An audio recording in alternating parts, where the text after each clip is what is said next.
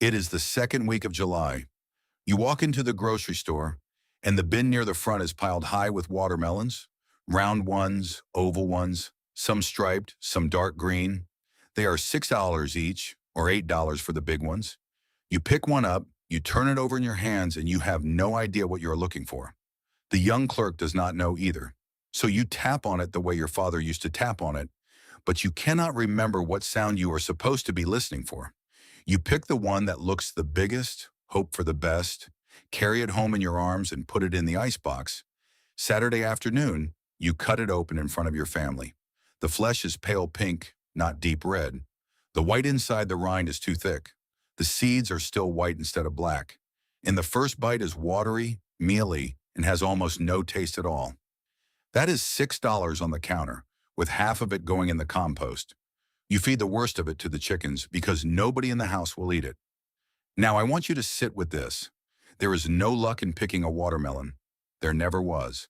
Every farmer's wife in this country once knew exactly how to walk up to a pile of melons at a roadside stand and pick the sweetest one in the bin every single time. They had a set of small tests they did before they ever paid a dollar. And not one of those tests is hard, and not one of them costs anything. Any person in this country can learn the whole set in 15 minutes and never again bring a bad melon home. I grew up in a farming community where picking melons was a skill passed down through generations. My wife grew up picking melons at the produce stand with her mother, and her mother learned from her mother before her. I am going to walk you through the 7 tests they taught us: the field spot, the tendril, the give, the thump, the weight, the shape, and the webbing. This is the complete old farmer's checklist for finding a perfect watermelon. Pick up any melon in any store, do these 7 tests in a minute and a half, and you will know before you ever put it in your cart whether you are bringing home sugar or disappointment. One thing before I get into the tests: the old methods I share here involve a lot of detail, sometimes too much to fit in any single explanation. I have put the whole of it together for those who want the long version and the deeper history. I will not mention it again here. If you want it, you know where to look. Now let me show you how the old folks pick their melons. Test number 1, and this is the most important one of all, is the field spot. Turn the watermelon over. Every melon has a spot on it. This is the place where the melon rested on the ground while it was growing on the vine. The sun did not touch that spot. Air did not move over it. It is the one place where the melon was in contact with the earth for its whole growing life. The color of that spot tells you almost everything. A creamy, buttery, deep yellow spot, golden like the color of fresh butter or thick cream, means the melon stayed on the vine until it was good and ripe. The sun-warmed earth slowly turned that spot from green to white to yellow over the weeks of ripening. Deep yellow is what you want. A white spot or very pale spot with no yellow in it means that melon was picked too early. It came off the vine before the sun, and the earth had finished their work. It will be pale inside, watery, and mostly tasteless. Walk away from it. A green spot, or barely any spot at all, means that melon was picked so early it never even settled into a resting position on the ground. That is bad. Put it back. This is the test the produce farmers themselves use when they walk their own fields. If we are at a farm stand and the field spots are all pale white, we drive to another stand. No other test matters as much as this one. A deep, buttery yellow spot is the single best indicator of ripeness on a watermelon. It is better than the thump, better than the weight, and better than anything else. Memorize the color: buttery, golden, deep yellow. That is the color of a ripe melon's belly. Test number 2 is the stem and the tendril. Look at the spot where the melon was cut from the vine, the little stem on the top. Beside it on the rind, there is sometimes still a small curly tendril, a little dried piece of vine that grew next to the melon.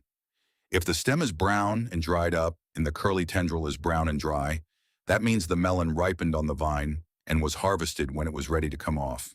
The plant itself sent the signal.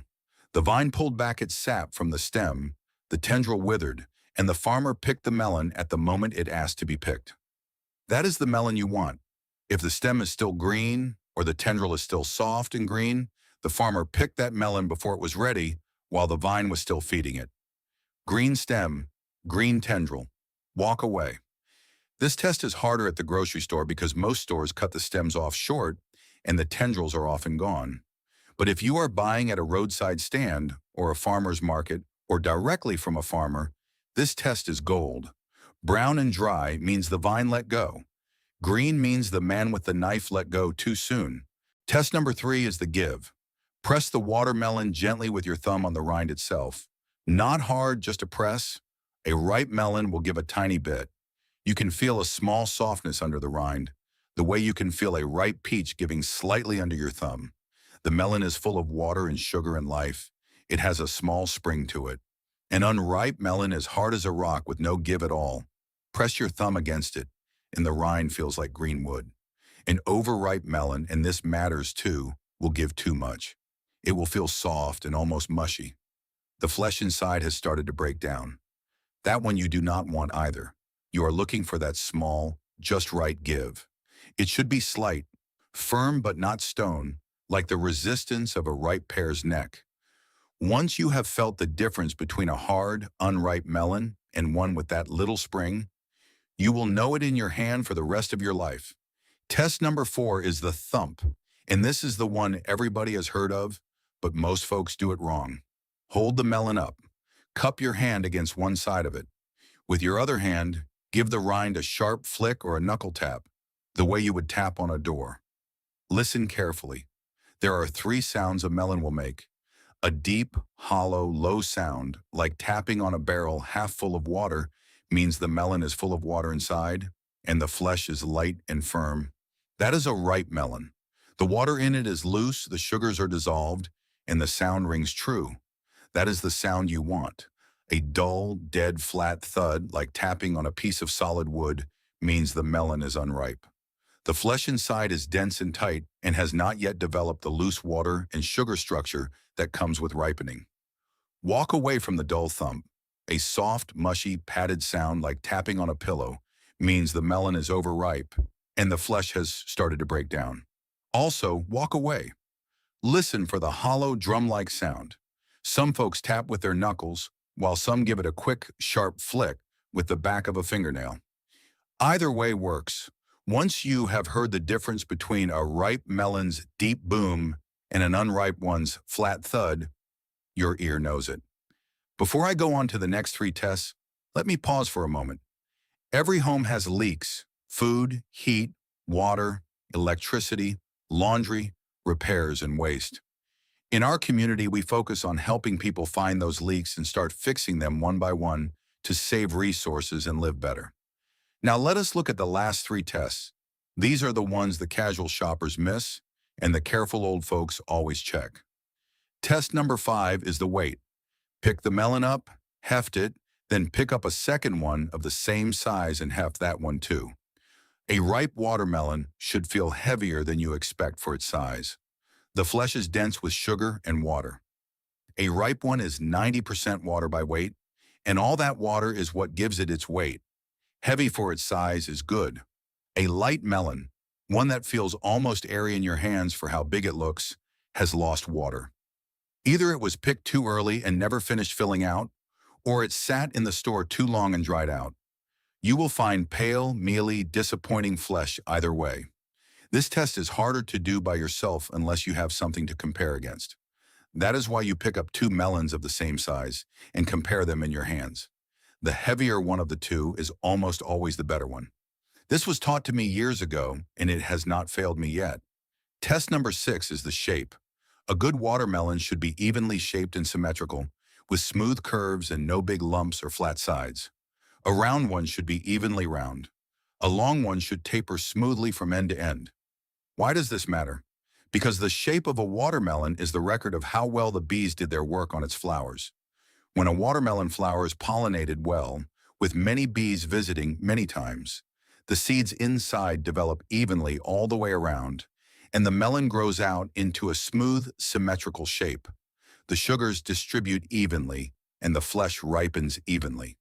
When the flower is poorly pollinated, perhaps due to few bee visits, bad weather, or a lack of pollinators in the field, the seeds develop unevenly.